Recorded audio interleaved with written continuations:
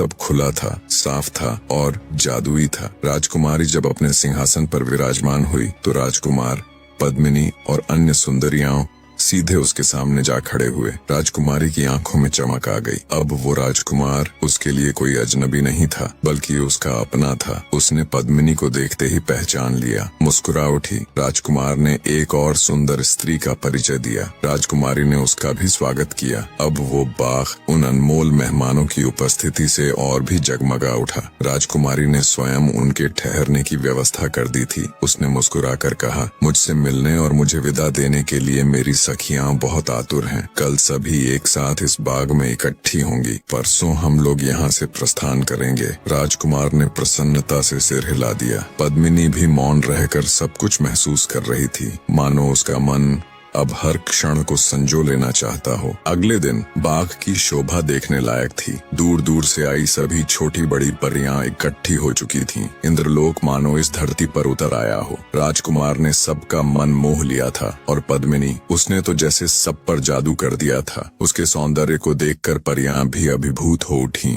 अपनी आंखें नीची कर लीं। वो उनके बीच अमोद भरी मुद्रा में घूम रही थी। अब उसके जीवन में एक नया मोड़ आ चुका था, जहाँ डर और चिंता की जगह प्रेम और विश्वास ने ले ली थी। तीसरा दिन आया, विदाई का दिन। परियों की राजकुमारी का विशाल परिवार एकत्र हो गया। उसके माता पिता भी आए थे। वह लोक के स्वामी थे और प्रजा भी अपनी राजकुमारी को विदा देने उमड़ पड़ी। जिसने वह दृश्य देखा वह धन्य हो गया। विदाई के समय राजकुमारी के पिता ने राजकुमार को अपने अंक में भर लिया। उनकी आंखों से ममता की बूंदें टपक पड़ी। ममता सिर्फ धरती के मनुष्यों का गुण नहीं, यह ब्रह्मांड की हर आत्मा में बहती है। बिना प्यार और अपनत्व के कोई भी जीव अधूरा है। अब उनकी यात्रा फिर से शुरू हुई, राजगढ़ की ओर। राजकुमार को याद आया कैसे कभी वह वजीर का लड़का चिंताओं में डूबा था और कैसे सिंगल द्वीप का भयावह चित्र उसे डराता था। पर आज वो द्वीप, वो वचन, वो प्रतिज्ञा सब पूर्ण हो चुके थे। उसे वो अनमोल रत्न मिल चुका था। पद्मिनी टोली उत्साह से भरी थी। राजकुमार के चेहरे पर संतोष और गौरव की आभा थी। उसके मन का आनंद अब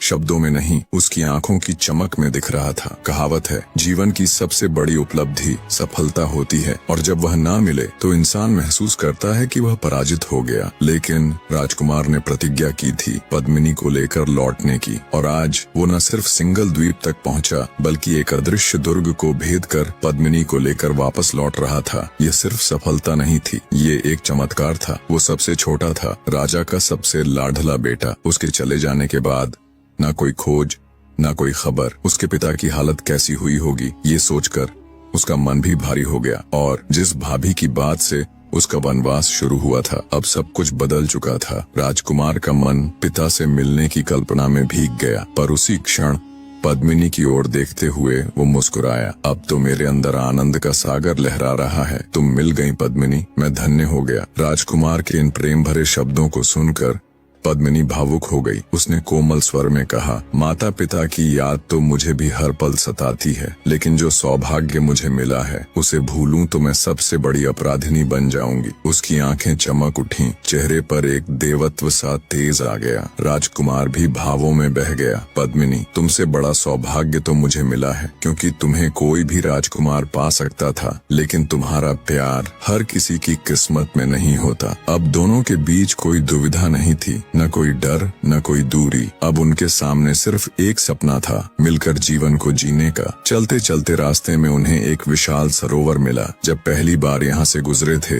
राजकुमार चिंताओं में डूबा था, लेकिन आज उसका मन हल्का था। उसके दिल में उमंग थी। सरोवर की लहरों पर पक्षी क्रीड़ा कर रहे थे, कमल के फूल खिले थे और पास ही एक सुंदर बाग मुस्कुरा रहा था। राजकुमार ने कहा, आओ कुछ देर यहीं रुकते हैं, स्नान करते हैं, कुछ खा पी लें, ताकि जब हम राजगढ़ पहुँचे तो ताजगी के साथ एक नई शुरुआत करें। पद्मिनी और बाकी सभी ने सहमति में सिर हिला दिया। वे सरोवर में उतरे। कमल की पंखुड़ियों ने जैसे उन्हें आशीर्वाद दिया। पक्षी उनके सौभाग्य पर ईर्ष्या करने लगे। सरोवर तक धन्य हो गया कि आज उसे इतना दिव्य संग मिला। स्नान के बाद उन्होंने मिलकर सादगी से भरा भोजन किया, पर उसमें स्वाद, मन की शांति और प्रेम से कहीं ज्यादा था। पद्मिनी ने अपने हाथों से पक्षियों को भी दाना खिलाया। प्रकृति मानो उनके आनंद में शरीक हो गई थी। सूरज सिर पर आ गया था, लेकिन उनके मन में अब कोई थकान नहीं थी, केवल एक इंतजार अपने घर लौटने का। वो चल पड़े। राजकुमार ने मुस्कुराकर कहा, दिन ढलने से पहले हमें राजगढ़ पहुंच जाना चाहिए। रास्ते के खेत खलिहान, कभी झाड़ियों में उड़ते परिंदे,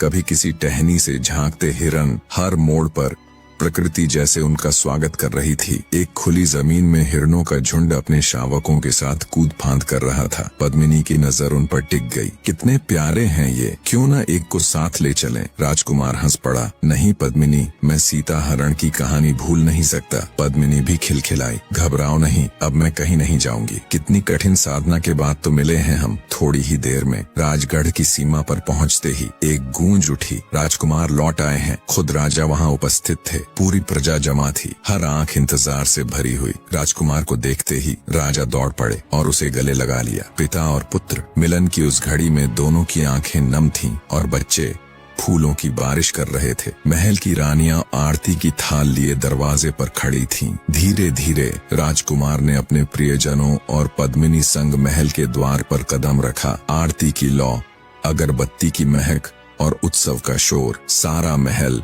रोशनी से जगमगा उठा। थोड़ी ही देर में राज दरबार प्रजा से भर गया। राजकुमार ने जब चारों राजकुमारियों संग प्रवेश किया, पूरी सभा भाव विभोर हो गई। जिस दरबार ने उसे लंबे समय तक मिस किया था, अब वह दोबारा चमक उठा। हर राजकुमारी को अपने अपने पुराने महलों की याद आई, लेकिन फिर उन्हें एहसास हुआ कि अब वो महल पराए हो चुके हैं। अब उनका घर राजकुमार का दिल है। छोटी भाभी अब भी संकोच में थी। वो कैसे नजर मिलाए जिसके शब्दों ने राजकुमार को भगा दिया था। पर राजकुमार खुद उनके कक्ष में गया, पैरों पर झुककर आशीर्वाद लिया। दोनों की आंखें भर आईं। भाभी, राजकुमार बोला, अगर आपने वो ताना नहीं दिया होता तो पद्मिनी मुझे कभी नहीं मिलती। आपका ये एहसान कभी नहीं भूलूंगा। भाभी के होंठ कांपे, आंखें गीली हो गईं। तुमने पद्मिनी को लाकर महल को सचमुच जगमगा दिया है। शुभ मुहूर्त निकाला गया और फिर बड़ी धूमधाम से विवाह संपन्न हुआ। राजकुमार को एक नहीं बल्कि 4 अद्वितीय राजकुमारियां मिली। प्रेम, साहस, भक्ति और सुंदरता, चारों स्वरूपों में जीवन संगिनी बनकर राजमहल सिर्फ दियों से नहीं, प्रेम और आशीर्वाद की रोशनी से भर उठा।